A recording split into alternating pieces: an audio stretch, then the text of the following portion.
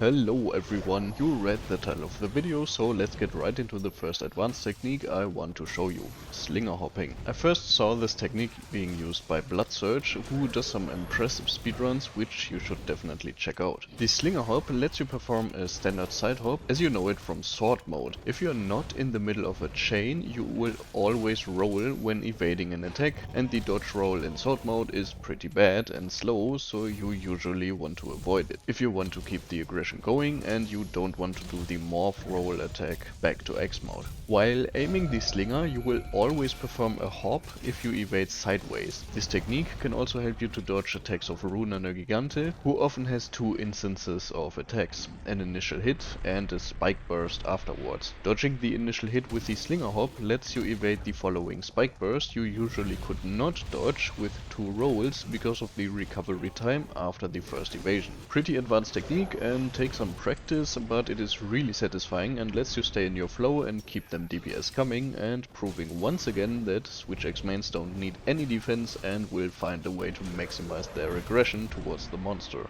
A counter or similar would still be cool in Wilds though. Before we come to the next tip, I already made a similar video a while back, which you should check out. It contains even more tips and more advanced techniques you may not know. Now let's talk about using the Zero Sun Discharge and how you can be a bit more efficient in keeping up your switch gauge. When you go for the ZSD, you can release the explosion early. This way you deal a bit less damage, but you don't have to go through the long recovery animation and are back in the fight more quickly. Ideally, you want to perform a morph attack back to X mode once you are on the ground again, which restores some switch gauge and you get back into the more mobile X mode. With the Fade Slash you also reposition yourself and may get out of harm's way, and you can perform a Slinger Burst after the morph attack that keeps you in control of the fight. It is really worth it, whether you are a ZSD spammer or just occasionally use it whenever there is an opportunity or you feel like it. And another quick note you may not know about the ZSD is it gives you earplugs level 4, so slotting in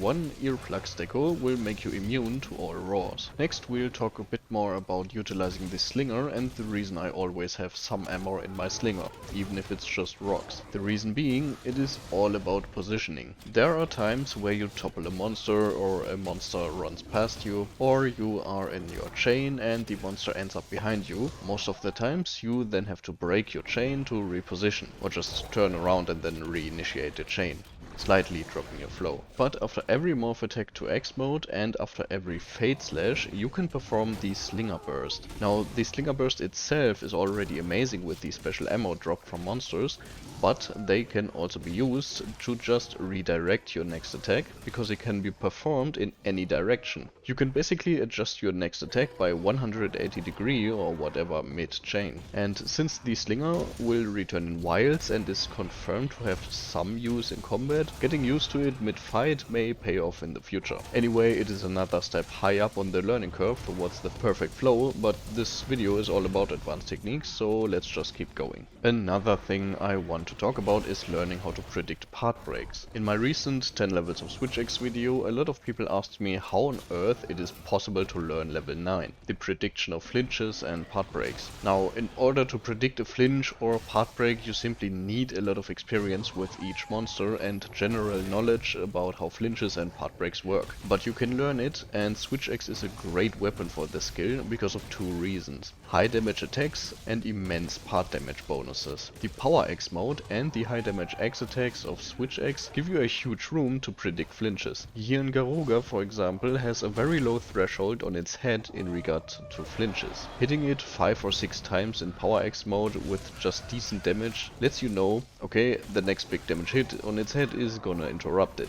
Getting a few wild swings onto it and then the heavy slam are pretty much a guaranteed flinch. Tails are a different story. In general, tails have a lot of hit points. I think the toughest tail in the game apart from Safi and Kulf is Gold Rathian. Predicting her tail cut is super difficult. And just keep in mind that it doesn't work every time. It is a very high risk, high satisfaction skill. It's not even like it gives you a huge advantage, but it just looks and feels great, and I of course fail to predict from time to time and get slapped around. but obviously I'm not showing that. If you want to learn it, pick a few favorite monsters of yours and just try to focus on certain parts like the head or tail and see, wow, okay, that part broke really fast, or that part is a lot tougher than I thought, and soon you will notice that it isn't that difficult to pull off, especially with a big meaty hit in Power X mode like the overhead slam or the second hit of Morph Sweep. These attacks deal so much part damage that you just have to make a very rough prediction. Getting a flinch out of the forward jab